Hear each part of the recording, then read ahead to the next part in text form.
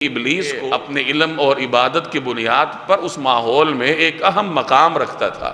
کچھ حضرات فرماتے ہیں کہ اپنے عبادت کی وجہ سے اس کو ناز تھا اور اس کو یہ امید تھی کہ اس روئے زمین کی خلافت اللہ تبارک و تعالی مجھے اور میری ذریت کو یعنی جنات کو دیں گے، لیکن اللہ نے خلافت کے لیے انسان کا انتخاب کیا تو اس سے ابلیس انسان کا دشمن بن گیا۔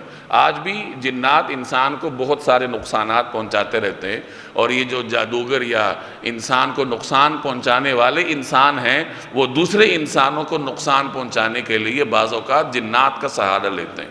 تو بہرحال ابلیس نے انسان کے ساتھ حسد کی وجہ سے دشمنی شروع کی۔ تکبر اور حسد یہ دونوں اس کی دشمنی میں کار فرما تھے۔ گویا کہ حسد اور تکبر یہ وہ دو روحانی بیماریاں ہیں جن کی وجہ سے ابلیس راندہ درگاہ ہوا، اور آپ یوں کہہ لیجئے کہ یہ کائنات میں انسان کی تخلیق کے بعد اولین دو بیماریاں ہیں جو اس کائنات میں رواج پا گئیں، اور یہ ایسی مہلک بیماریاں ہیں کہ جنہوں نے ابلیس کے لاکھوں سال کے سجدوں کو ایک لمحے میں ردی کی ٹوکری میں ڈلوا دی۔ اللہ بے نیاز ہے، اسی کسی سجدے کی حاجت نہیں ہے۔ وہ اگر ابلیس کے لاکھوں سال کے سجدوں کو ایک لمحے میں ردی کی ٹوکری میں ڈال سکتا ہے تو میرے اور آپ کی کیا اوقات ہے۔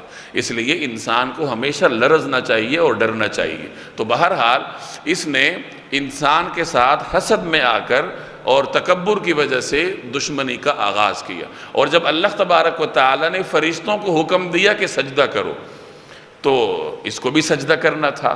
اگرچہ یہ فرشتہ تو نہیں تھا لیکن یہ اسی ماحول کا ایک رکن تھا، اور حکم پورے ماحول کو تھا، تو اس میں جہاں فرشتوں نے سجدہ کرنا تھا تو وہاں اس نے بھی سجدہ کرنا تھا۔ فرشتے چونکہ اطاعت گزار مخلوق ہے، انہوں نے سجدہ کر لیا اور اس نے انکار کیا، اس نے سجدہ نہیں کیا۔